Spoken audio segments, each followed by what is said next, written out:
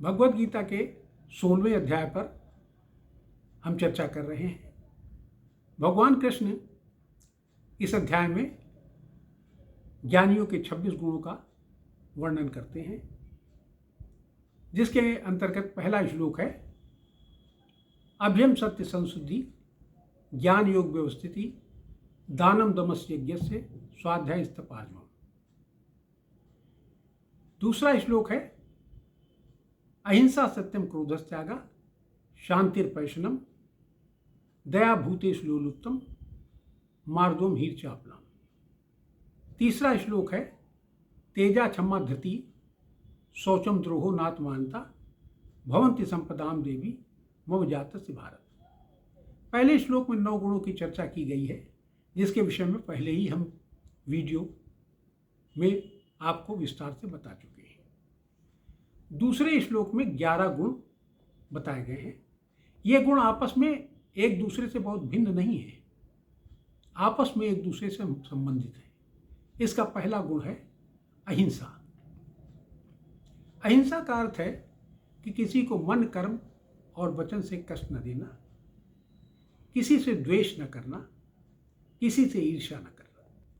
इस संबंध में योग दर्शन में पतंजलि ने श्लोक लिखा है कि अहिंसा प्रतिष्ठायाम तत्सन्निधो वैर त्यागा, कि जब अहिंसा की ज्ञानी में दृढ़ स्थित हो जाती है तो उससे हिंसक पशु पक्षी भी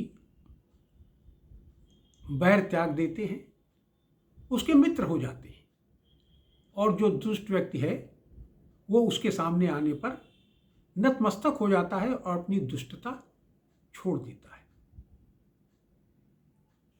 इसके अहिंसा के कुछ अपवाद भी हैं।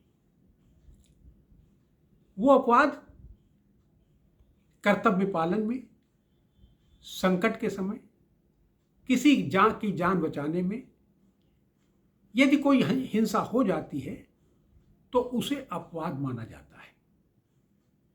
जैसे चलते फिरते समय मनुष्य से बहुत से छोटे छोटे जीव जो हैं वो मर जाते हैं, वो अपवाद स्वरूप है। इसी प्रकार से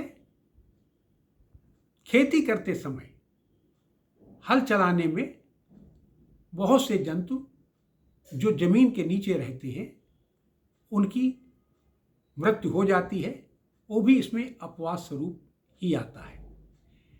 इस प्रकार हम ये देखते हैं कि जब हमारा स्वार्थ ना हो, हमारी किसी के प्रति कोई दुर्भावना ना हो, तो ऐसे समय में अनजाने में जब कोई हिंसा हो जाती है या कोई ऐसा कार्य हो जाता है तो उसे अहिंसा के अंतर्गत ही माना जाता है, उसे हिंसा में नहीं गिना जाता है।